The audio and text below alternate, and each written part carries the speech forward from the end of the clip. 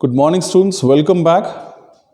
10वीं क्लास की विज्ञान की इस क्लास में आपका स्वागत है। और आज हम विज्ञान का एक लेसन पढ़ रहे हैं, आनुवांशिकता एवं जैव विकास। इस लेसन में हमने एक श्रृंखला चला रखी है जिसमें हम बोर्ड में आए हुए कुछ महत्वपूर्ण प्रश्न जो इस पाठ से हैं, 10वीं क्लास के विज्ञान के इस पाठ जिसका नाम है आनुवांशिकता एवं जैव विकास, उसके कुछ महत्वपूर्ण प्रश्नों को हम डील कर रहे हैं, उनको समझने का प्रयास कर रहे हैं। तो इस कड़ी के बाकी लेक्चर्स भी आप देख सकते हैं, हम उसमें हमने उन प्रश्नों को हल किया था जो कि ये तो इम्पॉर्टेंट है, बोर्ड में आ सकते हैं या फिर वो आए हुए हैं।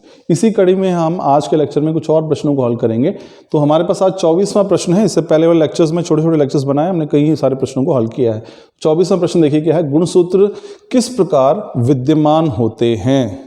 ये इंपॉर्टेंट क्वेश्चन है। क्या है गुणसूत्र जो किस प्रकार, मैंने आपको पहले ही बताया था, हमने इस पर पहले भी चर्चा की है कि गुणसूत्र जो हमेशा जोड़ों में होते हैं।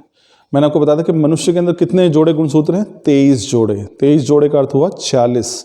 तो हमने एक लैंगिक गुणसूत्र की बात भी की थी।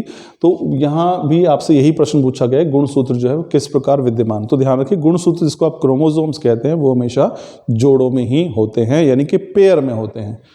अगले प्रश्न देखते हैं, मानव शरीर में कितने जोड़े गुणसूत्र हैं। इसका जवाब हम पहले भी दे चुके हैं, अभी भी मैंने आपको बताया था, फिर से डिस्कस करते हैं कि मानव शरीर के अंदर, मैं बताया था, कोशिका जो होती है उसका जो केंद्रक होता है उसमें लगभग 23 जोड़े गुणसूत्र होते हैं। 23 पेयर्स। 23 जोड़े का अर्थ कितना हुआ, टोटल कितने हो गए, 46।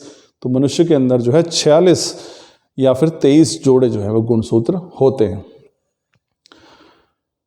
अब हम बात करते हैं अगले प्रश्न पे, ये भी इंपॉर्टेंट है, ध्यान रखिए कि मानव शरीर में कितनी जीन होती हैं। देखिए, अब मैंने आपको पहले ही भी बताया था कि जीन का मुख्य कार्य क्या है। सबसे पहले तो ध्यान रखिए कि आनुवांशिकता की ये बहुत छोटी, सबसे छोटी इकाई जो है वो जीन है।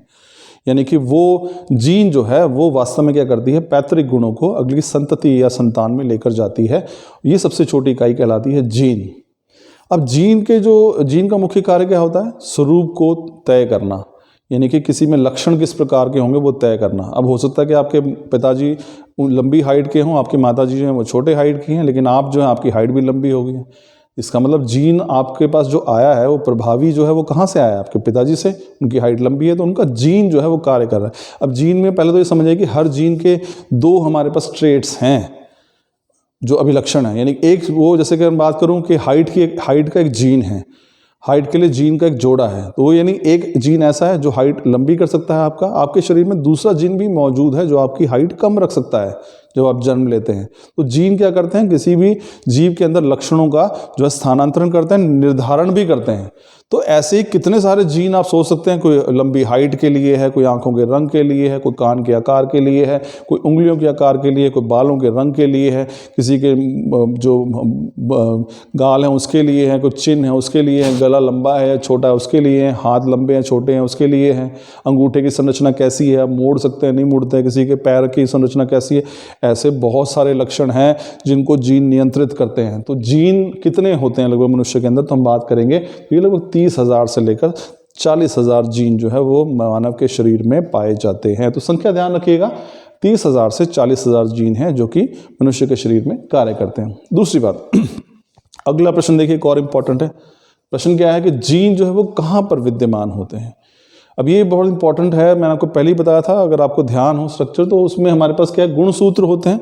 और गुणसूत्र जो है जो कि जोड़े में पाए जाते हैं, उनके ऊपर ही जीन जो है विद्यमान होते हैं। तो अगर आपसे सवाल पूछा जाता है कि जीन कहाँ पर विद्यमान होते हैं, तो आप कह सकते हैं कि जीन जो है वो गुणसूत्रों पर विद्यमान होते हैं। तो इसमें अगर मैं थोड़ा सा और आइडिया देता हूँ आपको, अगर आपको यहाँ समझ में आएगा तो यहाँ से क्लियर हो जाएगा। देखिए, सपोज करो कि ये कोशिका है, कोशिका के अंदर एक केंद्रक है, केंद्रक में जो है ये गुणसूत्र ऐसे 23 जोड़े मिलते हैं। मैंने एक ही बनाया, आप सिर्फ समझ लीजिए। तो इनके ऊपर अगर एक मैं क्रोमोसोम को बड़ा करके दिखाऊं तो यहाँ पर जीन जो है वो स्थित होते हैं। तो ये क्रोमोसोम है, गुणसूत्र है। तो आपसे सवाल भी ये पूछा गया है कि जीन जो है वो कहाँ विद्युमान होते हैं, तो आप कह सकते हैं कि वो होते हैं गुणसूत्रों में। तो स्टूडेंट्स, आज के लिए इन्हीं प्रश्नों को हल करते हैं। अगली श्रृंखला, इसी पाठ की जो अगली श्रृंखला, उसमें हम बाकी प्रश्नों को हल करेंगे। Thank you.